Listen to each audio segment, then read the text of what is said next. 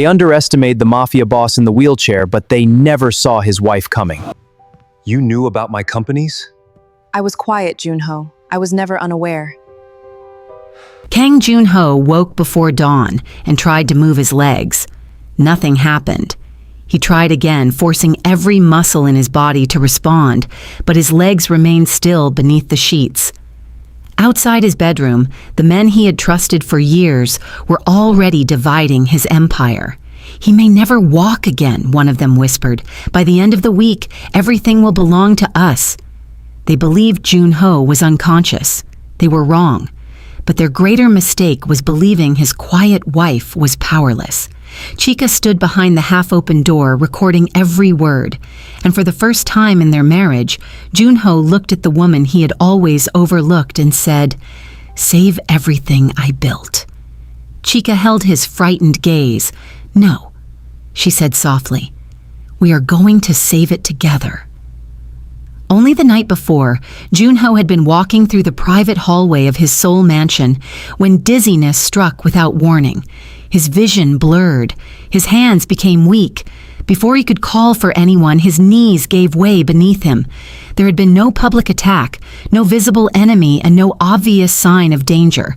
He had simply collapsed inside the home he believed was secure. By the time Chika reached him, he was conscious but unable to stand. "Call Dr. Han," Joon-ho had ordered through clenched teeth. Chika knelt beside him. "Do not try to move," she said. "I said call him." "I heard you," Chika replied, "but shouting will not make your body respond." Even in that terrifying moment, she had remained calm. Joon-ho noticed it, but he did not acknowledge it. He rarely acknowledged anything about his wife beyond her beauty, kindness, and ability to bring peace into his private life. He knew Chika had studied business law and forensic accounting before moving from Nigeria to South Korea. He knew she could read a financial statement faster than most managers, yet he had never invited her into one serious meeting. In Joon-ho's mind, keeping Chika away from his empire was an act of protection. To Chika, it had often felt like being loved and dismissed at the same time.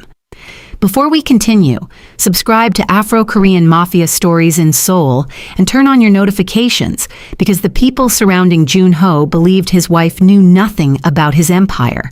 They were about to discover that Chika had spent years listening, learning, and remembering everything they said in front of her.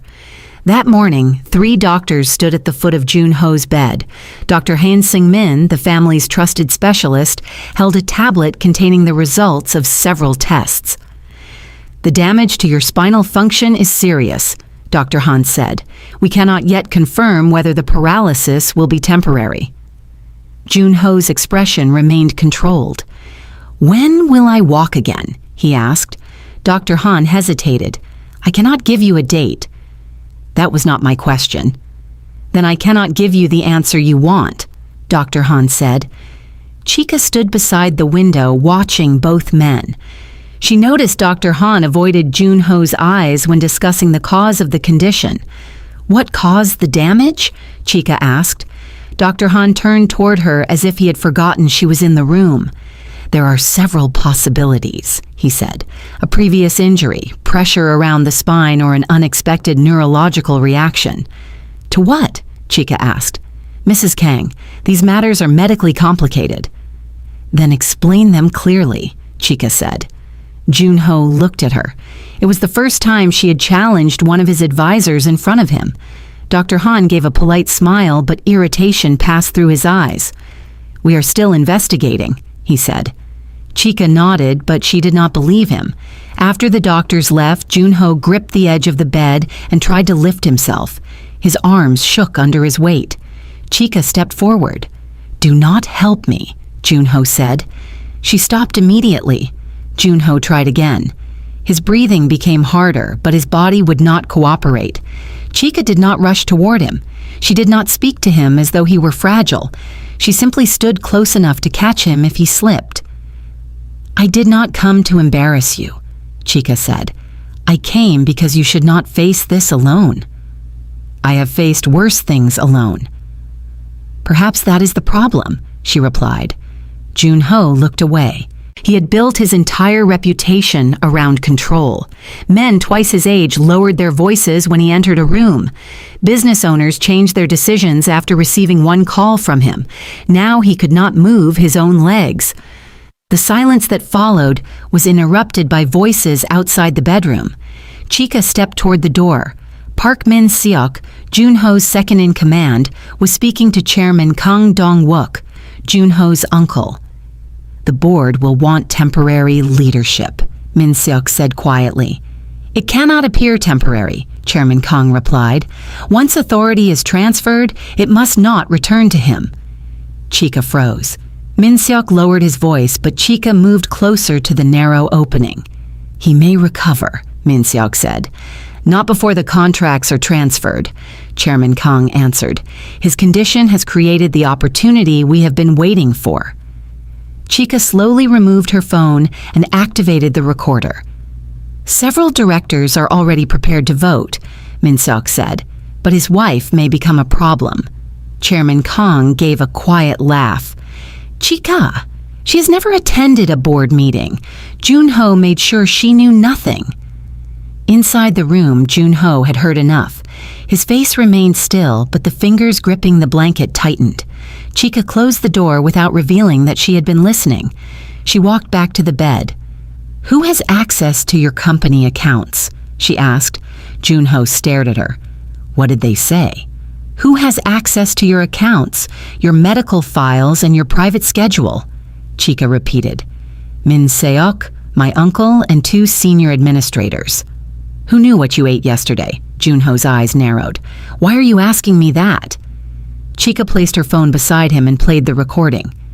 Joon-ho listened without speaking. When Chairman Kang's voice filled the room, something colder than anger entered Joon-ho's expression. Chika stopped the recording. "Your paralysis may not be the beginning of this attack," she said. "It may be the final step."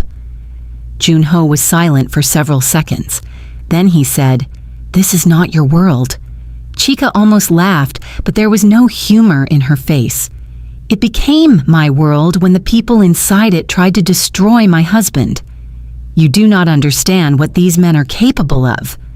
"You do not understand what I am capable of," Chika replied. Joon-ho's eyes hardened. "I kept you away from the business for a reason."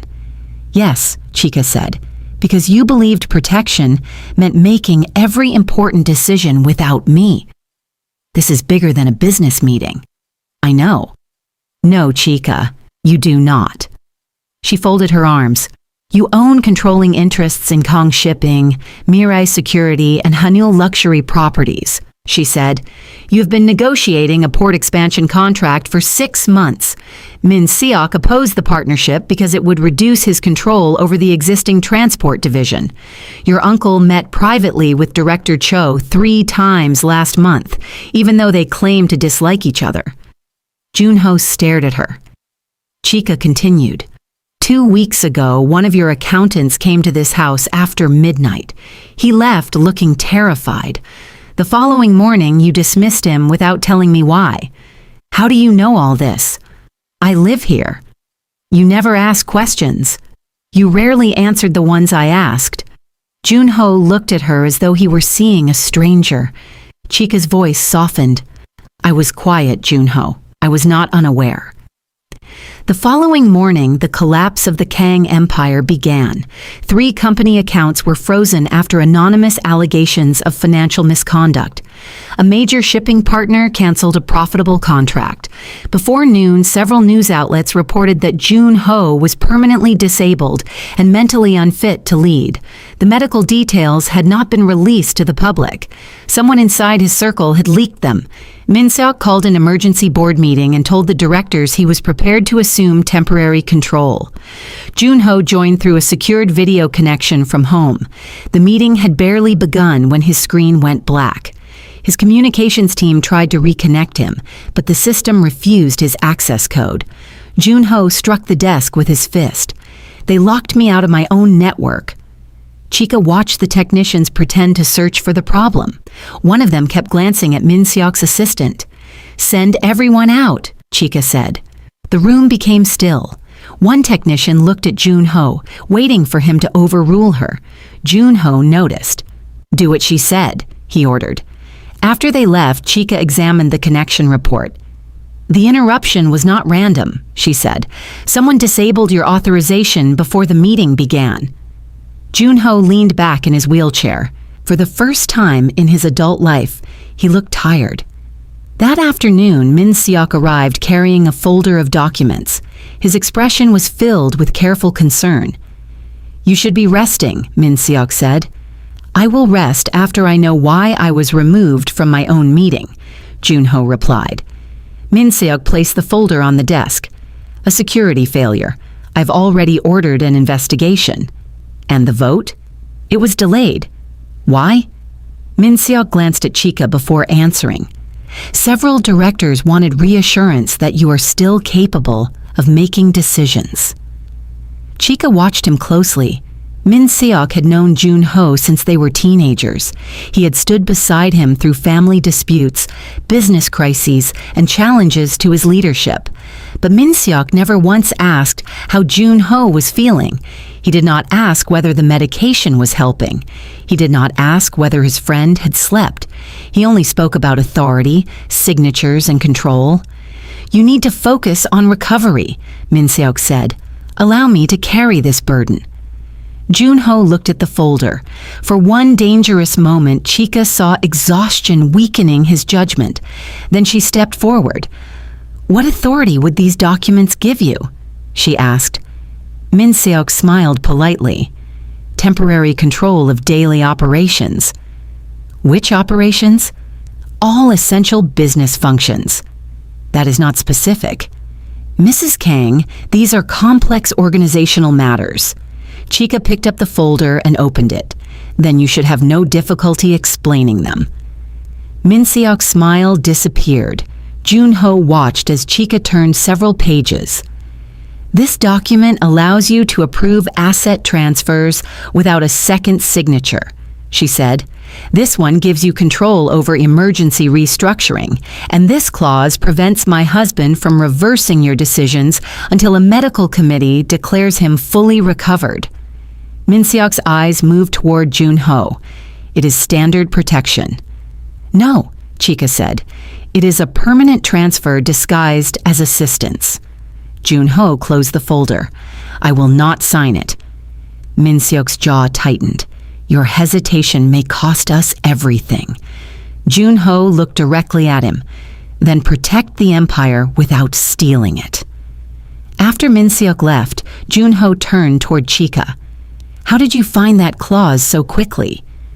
"You did not marry a decoration," she said. Later that evening, Chika entered Joon-ho's home office. The room had always been forbidden to most people, including her. Joon-ho had never told her she could not enter, but everything about the locked cabinets and guarded files had made the message clear. This time, he gave her the access code himself. "There are 7 years of financial records in the secured system," he said. "Do I have full access?" Joon-ho hesitated. Chika looked at him. "If you still do not trust me, say it now." He entered a second code. The remaining folders appeared. "You have full access," he said. Chika sat at the desk and began examining payments made during the 6 months before his collapse. Hours passed. Joon-ho watched her move between company accounts, vendor records, and authorization logs. Near midnight, she stopped. "What is Seong Medical Consulting?" she asked. "I have never heard of it." "Your companies paid them every month." "How much?" "Enough to deserve your attention." She turned the screen toward him. The payments began 5 months earlier. Each one had been approved with Min Seok's digital signature. Joon-ho's face changed, but he did not accuse him. "Min Seok has been beside me since I had nothing," he said.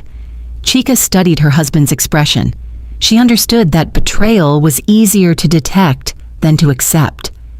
"I am not asking you to condemn him without evidence," she said. "I am asking you to stop protecting him from questions." "You believe he planned this?" "I believe loyal people should not fear an investigation." Joon-ho looked at the payment record again. Chika placed her hand over his. "Loyalty should survive questions," she said. "If it cannot survive questions, it was never loyalty." The next day, Joon-ho began physical rehabilitation. The therapist placed a support strap around his waist and asked him to lift his right leg. Joon-ho focused until sweat formed along his forehead. Nothing moved. "Again," the therapist said. Joon-ho tried. His hands tightened around the bars. Still nothing. "Again," Joon-ho ordered. The therapist hesitated. "Your body needs time." "I did not ask what it needs." Joon-ho attempted the movement once more. When his leg failed to respond, he knocked the support brace away. "Leave." "Mr. Kang." "I said leave." The therapist gathered the equipment and walked out. Joon-ho turned toward Chika. "You too." Chika remained where she was. "Did you not hear me? I heard you. Then leave. You do not have to pretend with me. I am not pretending." "You are angry because your body is not obeying you," Chika said. "But anger will not frighten it into healing." Joon-ho's eyes flashed. "You cannot understand what it feels like to lose control of your own life." Chika's expression changed. "I understand what it feels like to stand beside someone you love and still feel invisible." The anger disappeared from his face. Chika looked away, but the words had already been spoken. That evening, Joon-ho found her sitting alone on the balcony. The city lights stretched beneath the mansion. "Have you always felt invisible?" he asked. Chika did not answer immediately. "You do not have to speak because I am injured," he said. "No," she replied, "but perhaps your injury is the first time you have stopped long enough to listen." Joon-ho accepted the truth without defending himself. Chika folded her hands in her lap. "I knew you loved me," she said. "You gave me a beautiful home. You made sure I was safe. You never allowed anyone to disrespect me in front of you. But you never asked what I wanted to build. You never asked what I thought about the decisions controlling our lives.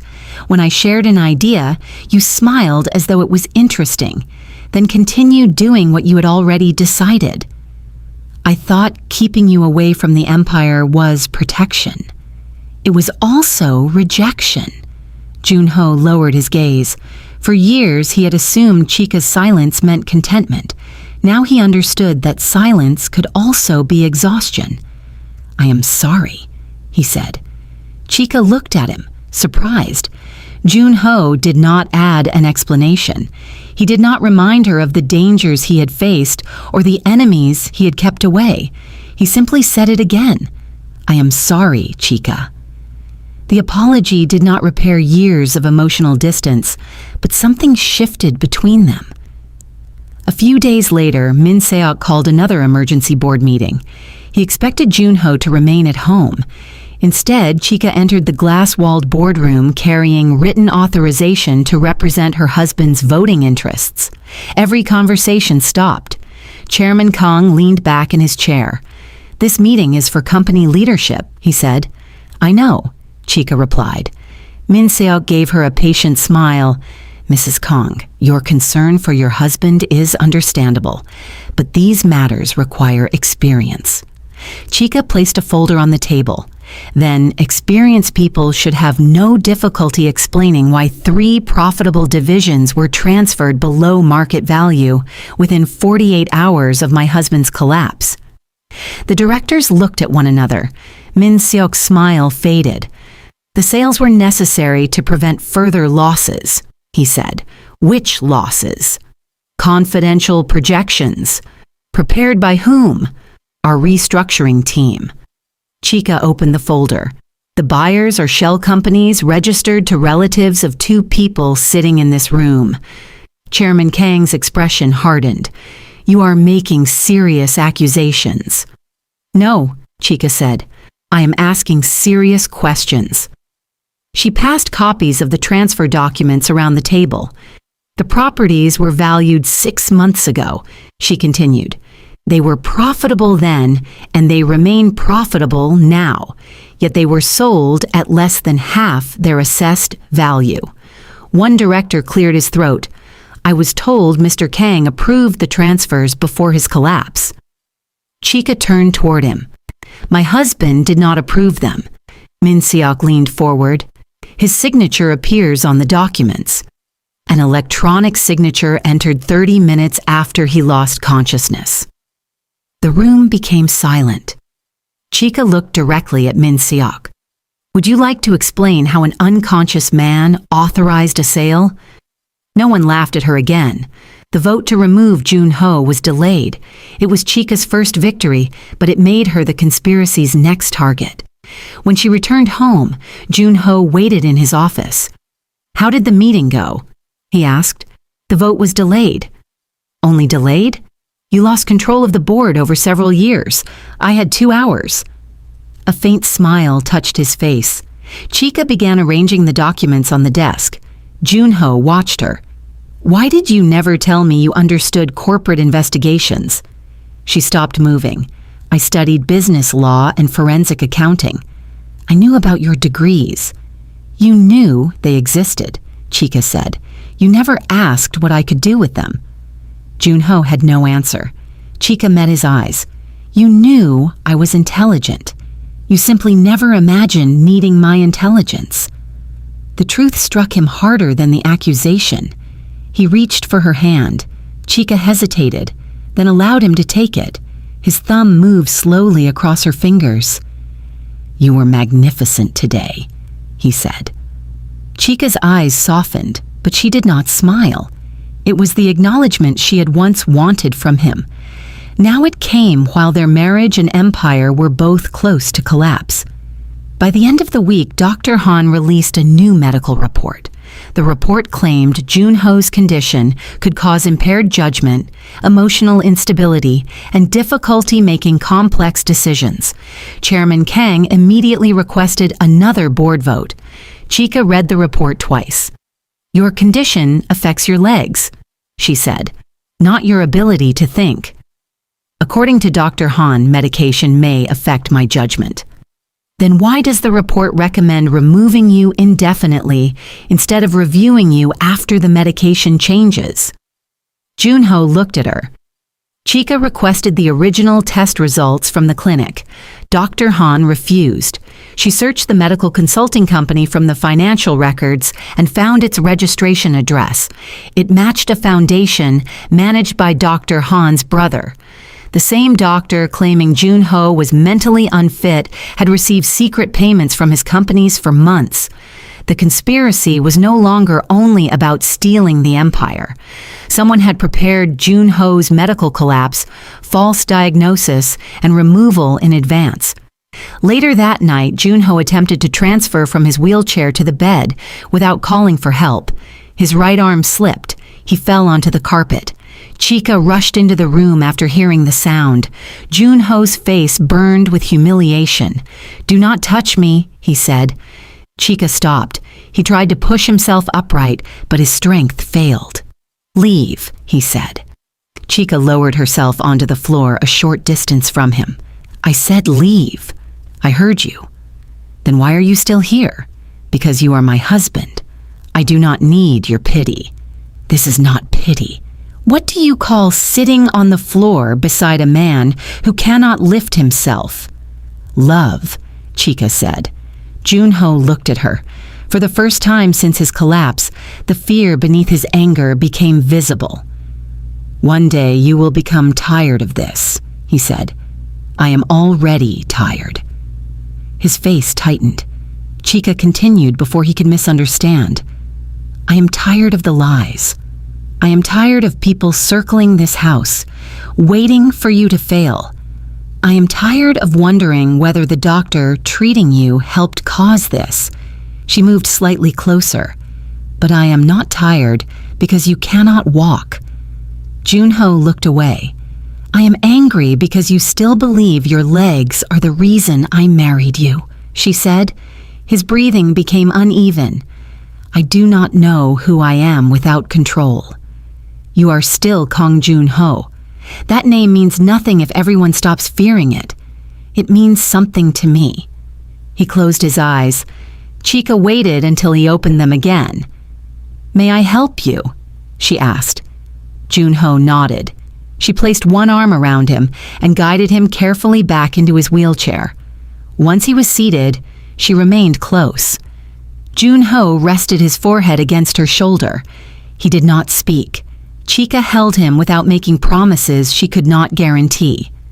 Over the next several days, she rearranged his office so he could work independently.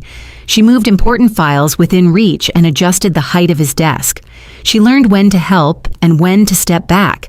When medication reduced his appetite, she prepared the meals he usually requested after difficult meetings. At night, she read contracts beside him until her voice became tired. Joon-ho began returning her kindness in quieter ways. He ordered the household staff to follow Chika's instructions without seeking his approval. He blocked 2 hours each afternoon for her to rest. When he discovered that a community education program she supported had lost funding, he restored it anonymously. Chika found out anyway. "You did this," she said, entering his office with the funding letter. Joon-ho looked at the document. "I do not know what you mean. You are a terrible liar when you are being kind. I am not known for kindness. Perhaps people have not been paying attention." Their eyes held. For a moment, the crisis surrounding them disappeared. Then Chika remembered the recording on her phone. That night, she listened to it again using headphones. Most of the conversation between Min Seok and Chairman Kang was clear, but beneath their voices, another conversation could be heard farther down the hallway. Chika increased the volume. Dr. Han's voice emerged through the background noise. "The second dose was stronger than expected," he said. Another man answered him.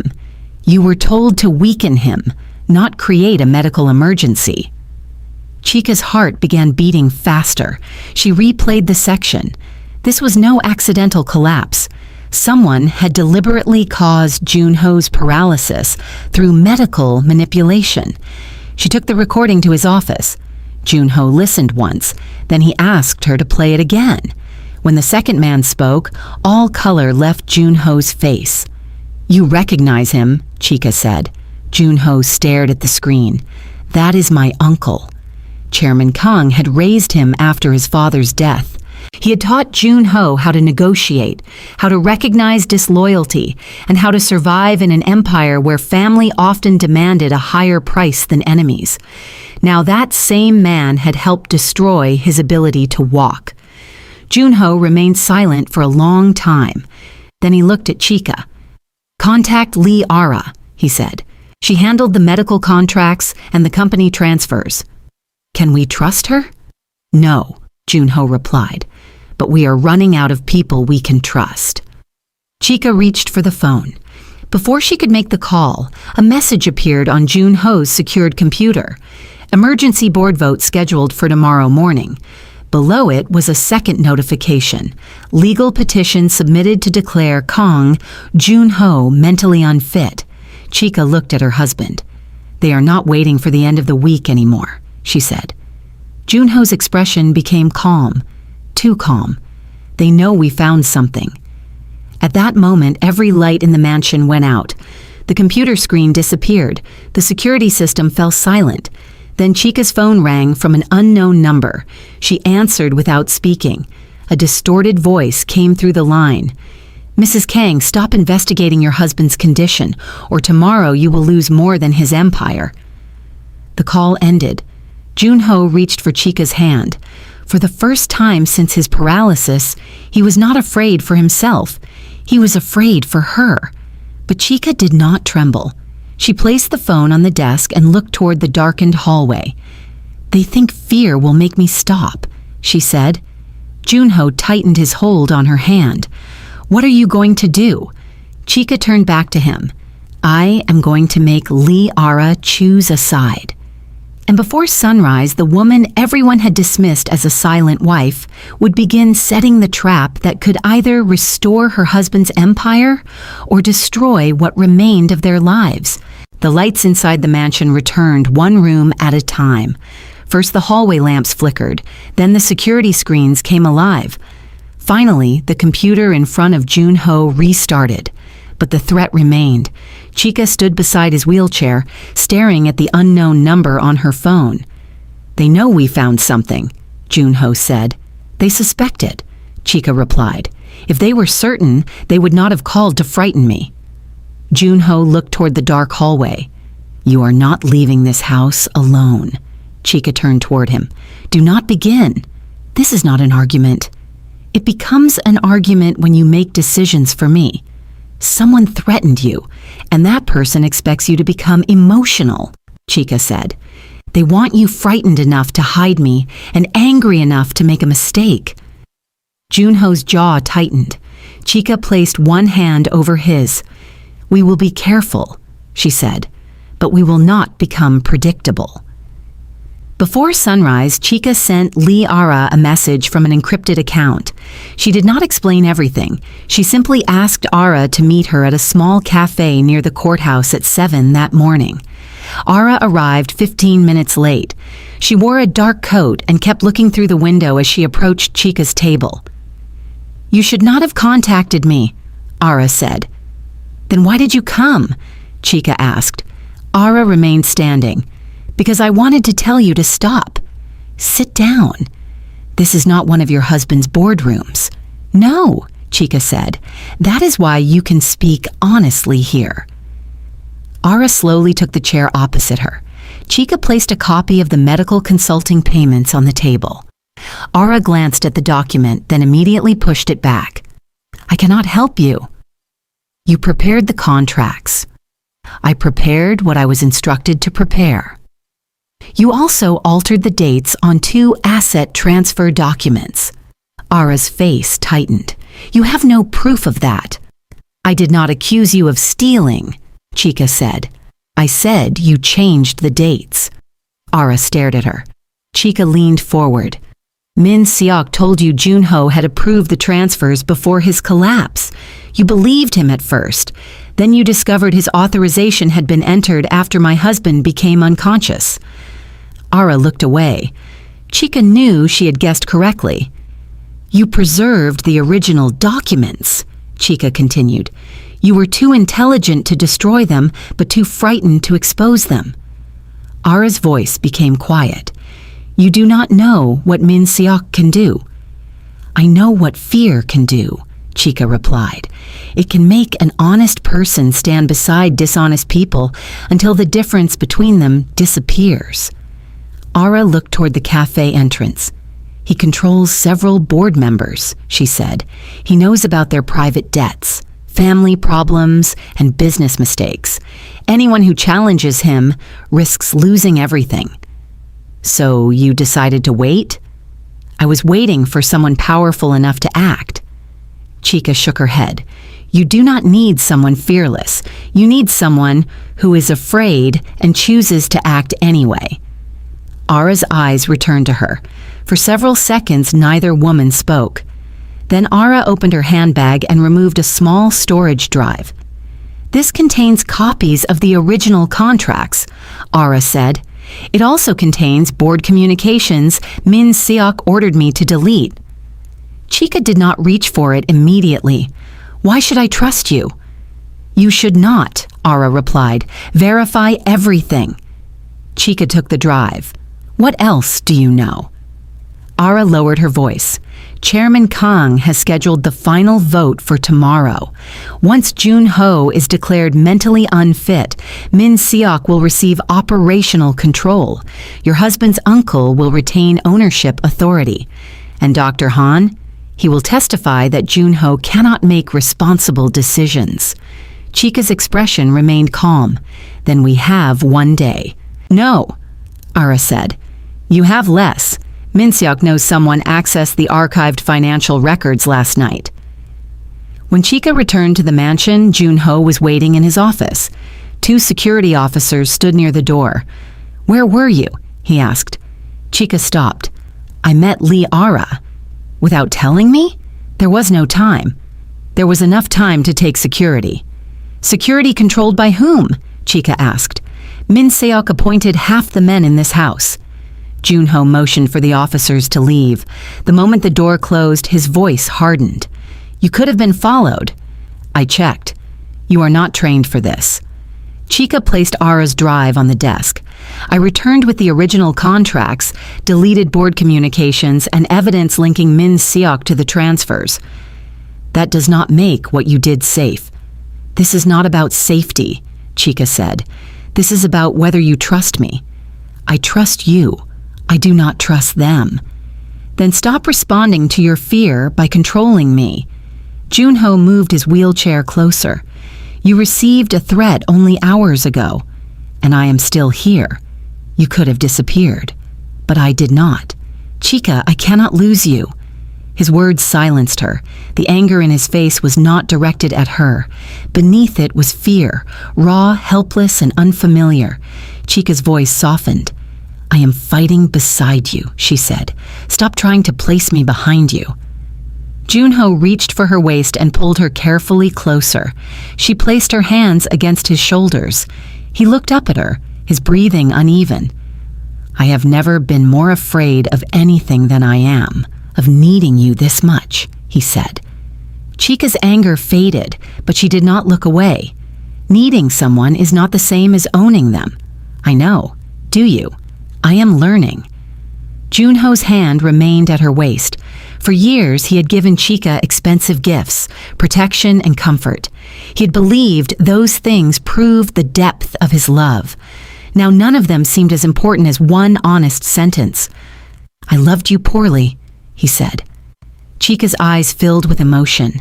Joon-ho continued, "I gave you safety, my name and everything money could provide, but I kept my trust, my fears, and the truth of my life away from you. You believed that was love. I believed it was enough. It was not. I know." Chika looked down at him. "I never wanted control of your empire," she said. "I wanted my husband to see me." Joon-ho tightened his hold on her. "Is it too late?"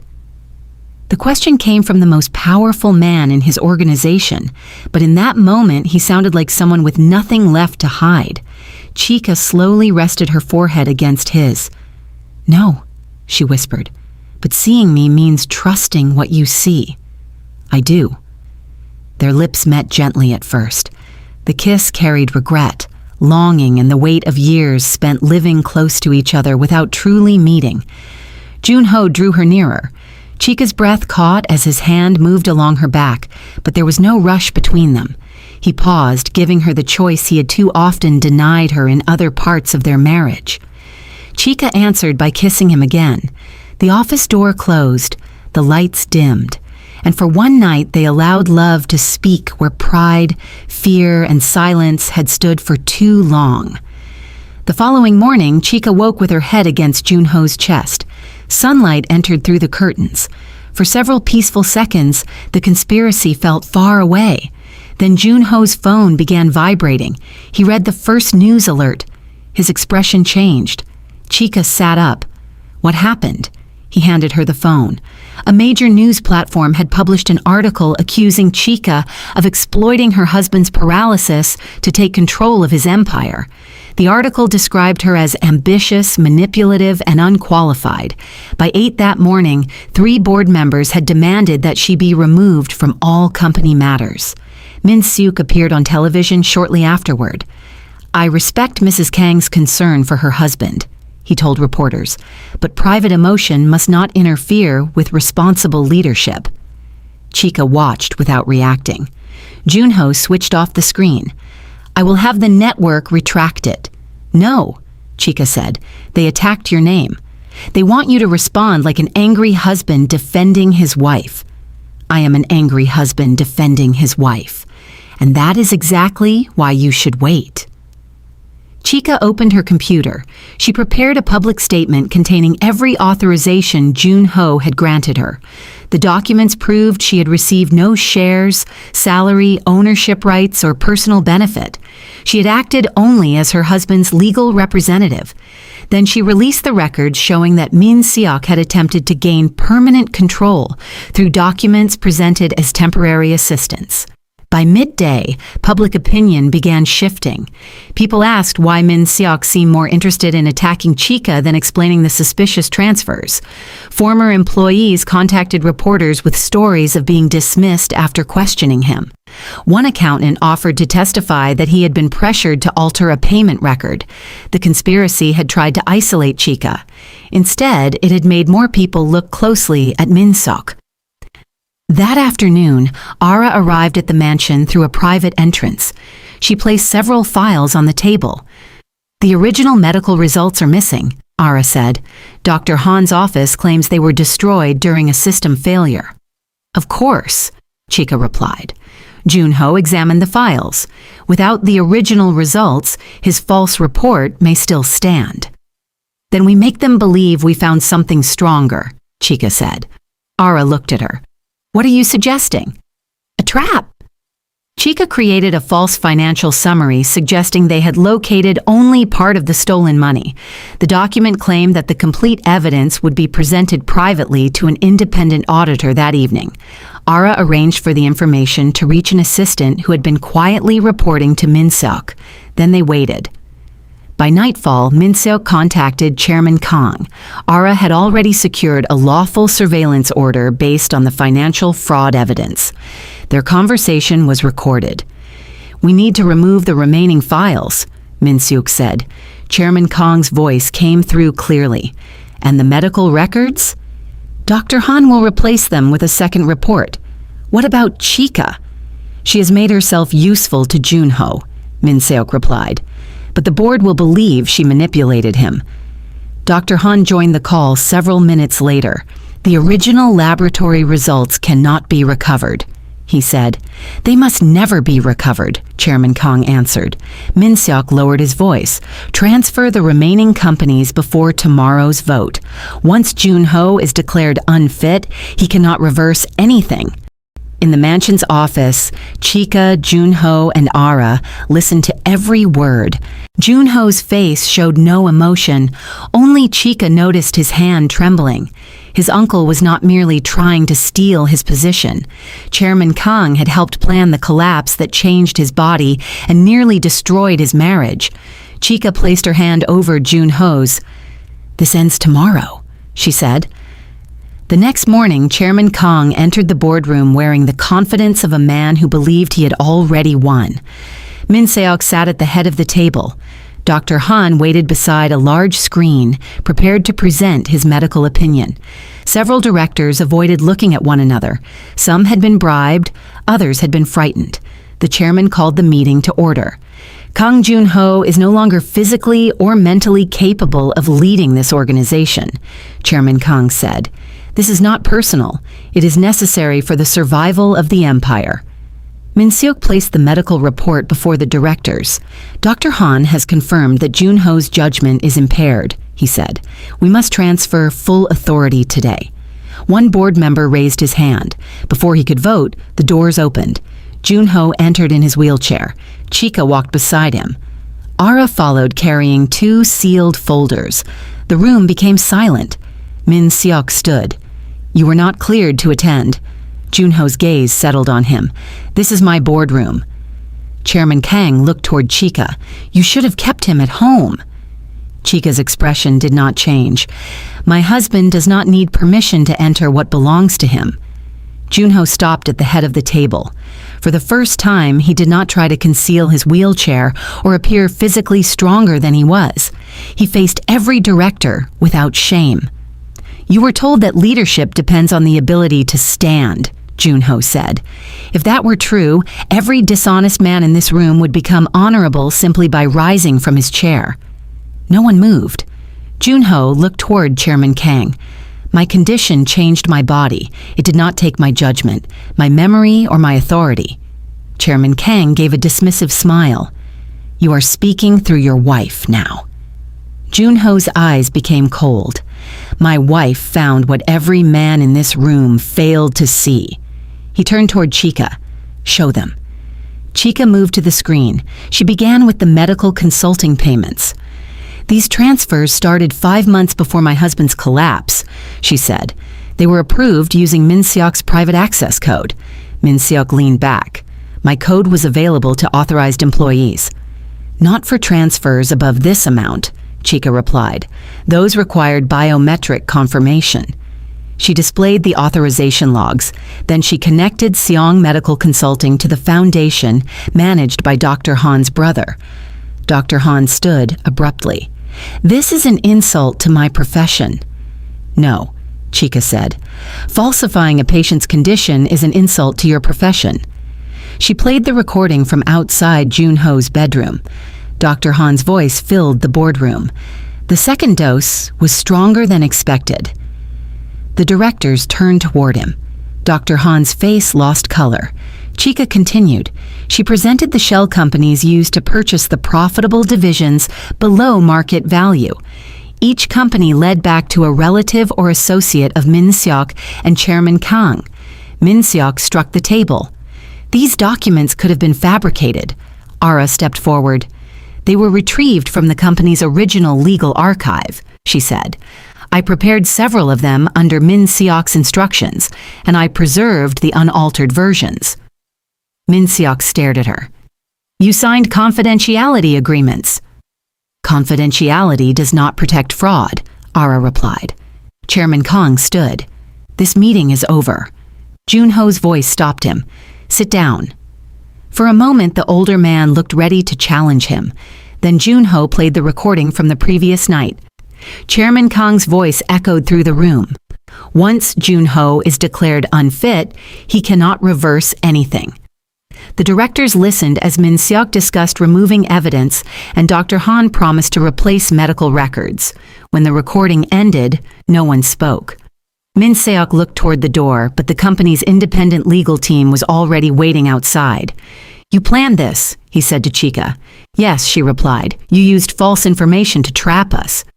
I gave you an opportunity to reveal what honest men would have ignored. Min Seok turned toward Joon-ho. I built this empire beside you. You tried to inherit it while I was still alive, Joon-ho said. I carried you for years. No, Joon-ho replied. You stood near power and mistook proximity for ownership. Chairman Kang pointed toward Chika. She has weakened you. Joon-ho looked at his uncle. She taught me where my real weakness was. Chairman Kang's expression hardened. You trusted a wife who knew nothing about our world. Joon-ho glanced at Chika. She understood it better than the men I placed above her. The board voted again. This time, Chairman Kang and Min Seok were removed from every position. Their access to company systems was terminated. The fraudulent transfers were frozen, and legal proceedings began to return the stolen businesses. Dr. Han's report was rejected after an independent medical team confirmed that Joon-ho's judgment had never been impaired. By the end of the week, the accounts were restored. The shipping partner reopened negotiations. Employees dismissed for questioning Min Seok were invited back. Joon-ho remained the undisputed leader of the Kang Empire. He had not fired a weapon or ordered a violent retaliation. He defeated the conspiracy through evidence, patience, strategy, and the one person his enemies never considered a threat: his wife. Several weeks later, Joon-ho sat in the rehabilitation room with Chika beside him. He gripped the support bars and tried to lift his right leg. A slight movement passed through his foot. Chika's eyes widened. You moved it. Joon-ho looked down. Barely. Barely is not nothing. He tried again. This time, the movement was smaller, but it was real. Joon-ho closed his eyes briefly. His recovery remained uncertain. The doctors could not promise that he would walk independently again, but he was no longer measuring his worth by that promise. Later that evening, he found Chika reviewing company policies in the office. You are still working, he said. So are you. I am the boss, and I am the woman who recovered your empire. Joon-ho smiled. He moved closer and placed a document before her. Chika read the title. It appointed her as Director of Corporate Ethics, Legal Risk, and Financial Accountability. She looked at him. You created a position for me?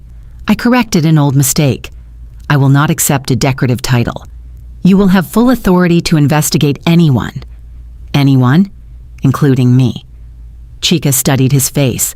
That may become uncomfortable for you. I expect it will. She signed the document. Months passed. Joon-ho continued leading from his wheelchair.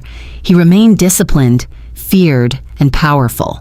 He did not abandon his empire, and Chika never asked him to become a different man, but he changed how the organization operated. No advisor could control company accounts alone. Medical decisions required independent review. Employees could report misconduct without passing through Min Seok's former department. Joon-ho did not become softer toward betrayal. He became wiser about loyalty. At the reopening of Kang Shipping's restored headquarters, employees, board members, and business leaders gathered inside the main hall. Joon-ho entered with Chika beside him. The room rose to welcome them. When it was time to speak, he moved to the podium. 1 year ago, many people in this organization believed strength was something visible, Joon-ho said. They believed a man who could not walk, could not lead. He paused. I also made the mistake of judging strength by what I expected it to look like. His eyes moved toward Chika. My wife understood my businesses, my advisors, and my enemies long before I asked for her opinion. I knew she was intelligent, but I failed to honor that intelligence. I called exclusion protection because it was easier than admitting I did not know how to share control. Chika's eyes became wet. Joon-ho continued. When this empire began to fall, she did not rescue me because I was helpless.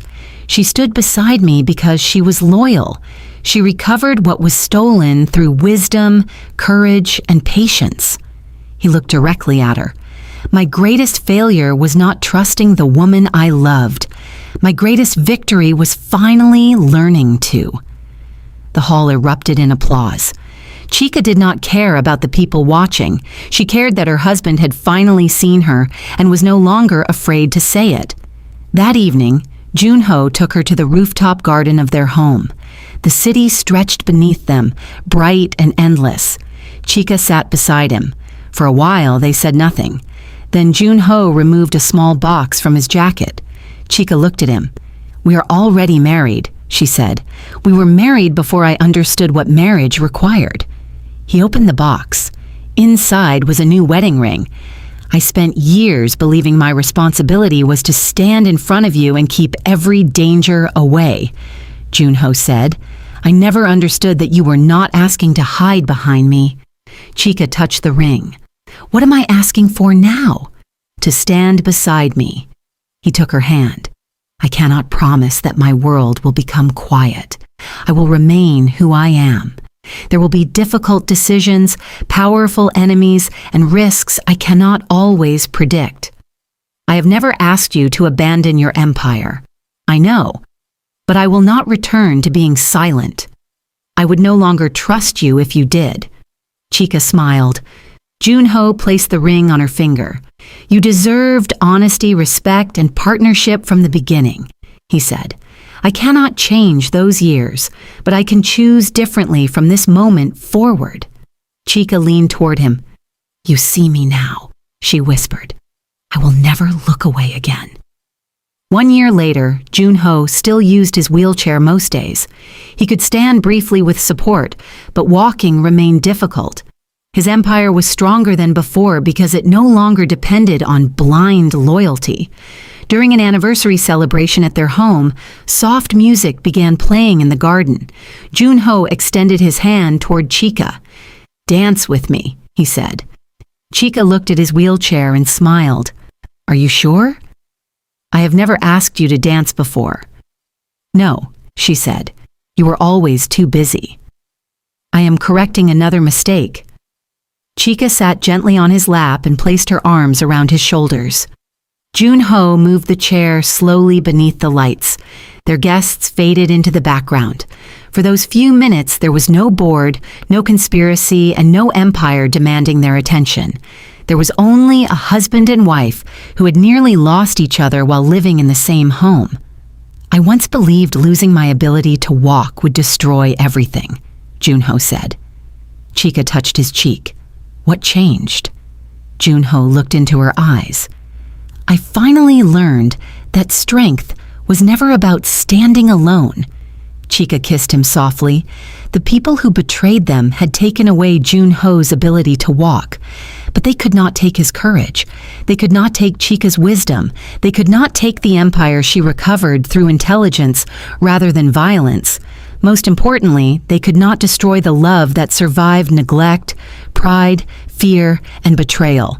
Joon-ho remained the feared leader of his empire. Chika became the respected mind beside him. And from that day forward, when powerful men entered the Kang boardroom, they no longer looked only toward the Mafia boss. They also looked toward his wife. Because everyone finally understood the truth Joon-ho had learned too late, but not too late to change. The quietest person in the room may be the one who sees everything. And sometimes the person we overlook is the person strong enough to save everything we are about to lose.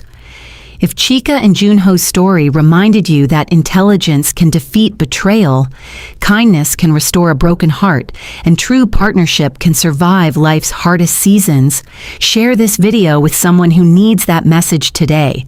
Subscribe to Afro-Korean Mafia Stories in Seoul and turn on your notifications for more unforgettable stories about love, loyalty, power, and two hearts that refuse to surrender.